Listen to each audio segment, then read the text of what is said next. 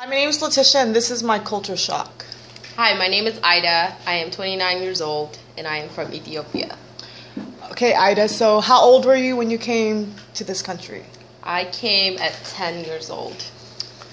What brought you to America? My mother moved to the U.S. when I was about 2 years old. She fled Ethiopia and went into a refugee camp in Kenya and lived there for about 2 years and was granted a visa to come to the U.S. Then 8 years later, brought my sisters and I to the United States. So you were about 10 years old when you came here? I was 10 years old when I came, correct. So what was your culture shock coming to America? Well, there were a few. I came at a very young age, so it was kind of easier to adjust than it would be for most adults. The ones that I can remember was at school. Teasing, the bullying was harder when you're a foreigner and you don't know English and it's not, a first language. And the food was a shock. The roads and the structures outside the buildings, we didn't have that. We had dirt roads and, and also the lack of community was a culture shock. So, like, the houses how were they built there? Like, like most of our places are like apartments, concrete, and all that, like... Well, where I am from, I'm from a small town in Ethiopia called Dila, and it's a lot of mud and concrete, metal houses. So you lived in a very small space with many people. Okay. So you don't have, the luxury that we have here as far as space and like nice structures and whatnot. So how do Ethiopians usually introduce themselves when they meet someone? You would shake hands and then you will kiss. Kiss? And then one more time. Wow. Cheek to cheek. Well, anyways, so what role do women play in your culture? Mostly they are expected to be nurturers and mothers and housewives, and most of the time they are.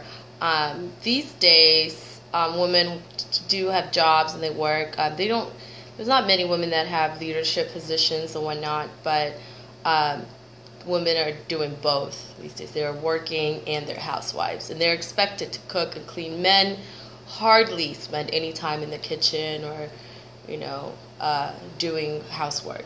That's the woman's job. And most of them nowadays work as well, so they do both roles. But the men are the breadwinners, basically. They, provide for the family. Okay, so what are the marriage traditions like? These days, it's if you, just like here, you meet someone, you fall in love, you get married. There's still arranged marriages. For example, in my family, my mother's side are Muslims, and they do arrange marriages, but ultimately the decision is up to the two people. So, and most of the time they will agree to get married. So it's not forced? It's not forced. They still set people up and whatnot, but you're not forced. And I would think that in the like their country, like people that are not in the cities and whatnot, out in the outskirts of Ethiopia, they do a lot more arranged marriages. Okay, so what religions do you guys practice? The majority are Christians in Ethiopia. My father's side are Orthodox Christians, and the rest are Muslims, Jews. We do have Ethiopian Jews. There's a small amount of Jehovah's Witnesses. But the majority are Christians. Are Christians, okay. And they get along pretty well. And what did you grow up as? Like, I grew up as a Muslim. I was raised by my mom's side of family, my grandparents, so I'm more familiar with the Muslim religion. Okay, so like you don't really eat pork and... Yeah, I don't eat pork. I don't necessarily practice it these days. Forgotten a lot of it. But yeah, that's something that's stuck. Is I don't eat pork still. Like, how do you guys usually pray and stuff? You're supposed to pray 5 times a day, and you start off. You have to cleanse yourself, basically wash yourself, and there's a routine for that, a specific routine on how to wash yourself, and then you would go pray. You can't touch male for female or male. That you cannot touch the opposite sex unless they're relatives, or you have to go back and cleanse yourself again before prayer. So, what holidays did your family celebrate? They celebrated Eid. One is after Ramadan, which is the fasting month for the Muslim religion. They also celebrate New Year's, but that's mostly done by Christians. And when is your New Year's? New Year's is on September 11th. And they are 8 years behind because they use a different calendar than the West. The rest of the world. You're saying it would be 2008 over there right now? Yes. Or 2007? It would be 2008. And no, 2007 since 8 years behind, right? Yeah, you're right. It's 2015 here, yes. So it's 2007 in Ethiopia, and you guys... It will be 2008 in September, yes. Okay. And then how do you guys celebrate your... how do you guys celebrate? Like music, dance? There's a lot of music. Start off with, everyone cooks all this food and you eat with your family, your neighbors and friends, and then little kids will go door to door. If it's girls, they'll go door to door singing, and boys have these sticks and they're jumping and chanting these traditional chants and whatnot, and then they will go get money from their neighbors. The people will give them, based on their performance or whatnot. And with these celebrations, there's always a bunch of food, right? Mm-hmm. What kind of food do you guys usually have? It's called, the main dishes are, you eat everything with this flatbread called injera, and everything is made out of different sauces and meats and spices. Everything has a lot of spices, so people don't like spicy food. Normally, I don't like Ethiopian food, but it's a lot of vegetables, lentils, lamb, chicken, and you eat all of that with the flatbread, with the injera.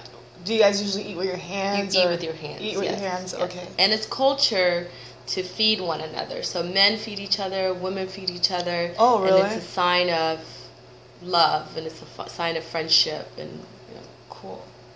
So, let me see. Do you still practice your customs in America? It's kind of hard in a way with family. Yes, my mother, she still celebrates Muslim holidays and whatnot, so I'll go over there to eat. Okay, and I noticed you're wearing your Ethiopian dress. Do you want to stand up and show everyone and tell them what you're wearing? Yeah. It's called. Can you see it? And the bottom has these cool little designs. Okay. This is called a kameez.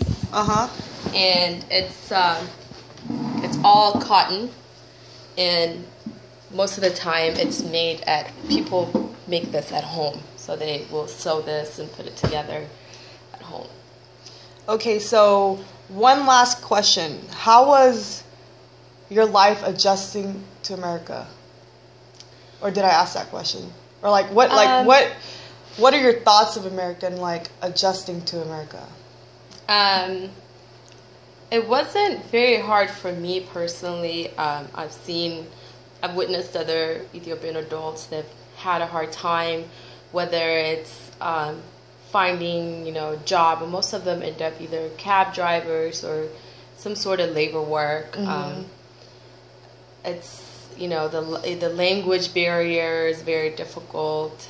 I remember you telling me that Ethiopians are very family oriented, and you guys everyone knows each other in your city or town you're from. Yeah, and that still goes on here. Well, most Ethiopians, especially in Dallas, they gravitate towards each other. They still go to the same restaurants, same bars, or they still have that sense of community. Like with my mother, she's involved in the Ethiopian community, and people from either church or the mosque, they're very involved and support and help each other, even here in the U.S.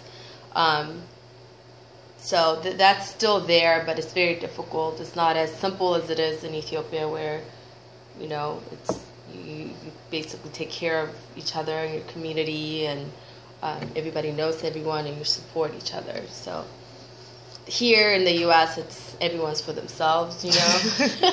It's true. You work hard, and you work harder than the next person or whatever. But in Ethiopia, you kind of carry each other. Well, thank you for doing this interview, and appreciate it. Thanks. Bye.